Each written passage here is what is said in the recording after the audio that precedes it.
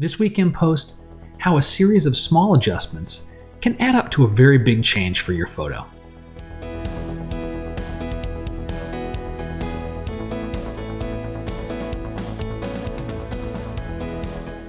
Hi everyone, I'm Scott Davenport and welcome to In Post. Thanks a lot for joining me. Before I dive into today's video, very quickly, I want you to be part of my insider group. I'd like you to subscribe to my email list. You get some free goodies, and over the course of the year, you get a couple of discounts on products, you get some exclusive videos. Hope you'll check it out. It's not a lot of spam. Maybe once a month, you'll get something in the email. You also get to find out about upcoming workshops before anybody else does and things like that. So there's some advantages to it. Got a link in the show notes. You can also just go over to my website. You'll see plenty of places where you can sign up and subscribe. Hope you do. So today, I want to talk about a series of simple changes, things that are small in and of themselves, but when you add them all up, you get a pretty dramatic change to your photo. And I thought I'd use one of the photos I took from the Scripps Pier. I talked about that a couple of days ago in the field, and I did come away with a shot that I like. So I have this here. This is the finalized image. Nothing more than Lightroom here, but I'm going to hit the backslash key, and this is what I started with.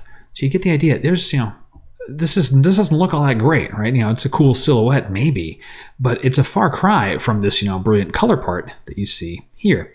So I thought I would walk through these changes and show you, how this all came about. And let's see. So lens corrections, standard thing here, just turning it on. Now basics certainly went under a lot of adjustments. Contrast in particular, but reset that. You can see that is a lot softer. It's not as punchy. Undo that change. The big one is highlights and shadows. Shadows very much so. This was a very dark underside of the pier. Not surprising. The sun setting behind the pier. There's clouds in the sky. So opening up those shadows, just that one adjustment itself really brought out some of the details in the pier. From this point, I actually was really thinking about the pier. So I went up to the brush tool, and if I go over here and I kind of hover over that one point, we'll highlight, what did I brush in? Well, everything here on the pier. Well, what did I change? Taking a look at the panel on the right, we've got a little tiny boost in contrast, open those shadows up even more, and add a little bit of clarity. So all that added up, gave some nice punch up to the pier itself and really making those textures stand out. So again, another small change with a big result. Now, I think the coup d'etat here is the split toning. I will show you hue saturation. Luminance did a little bit of tweaking on the blues and the oranges here just to get a hint more. You'll notice that mostly in the orange. It's subtle. I'm not sure how well it's going to come through on the video. But where the real magic happens in split toning. Let me open up the split toning panel. I'm going to turn it off. Give this just a second here to refresh. This is still a very cold image, very dull. Adding the split toning really warms it up. It's got a little bit of that purplish, tint to the shadows. Added some more of the orange tones to the highlights, and to me that really makes the difference for the photo.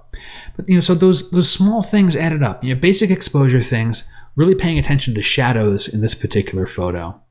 Brushing in some contrast, some detail into my subject, the pier, and then playing around with the color with the split tone. So the tip of the week is you don't need to have some dramatic, massively complex technique to make a photo really sing. There's just a series of small adjustments that we can do. And if you do them targeted, thinking about what you're doing, like you saw here, thinking about my subject, thinking about what I wanted to do with color, they add up to a pretty substantial and nice effect. That's it for this week in Post. I hope you've enjoyed it. If you did, please share this with a friend. Subscribe to the channel if you haven't already. And send in your questions. Love getting questions. Love to hear from everyone out there, knowing that this is a two-way conversation, not just me blathering on to a webcam. But until next time, my name's Scott Davenport. Happy shooting.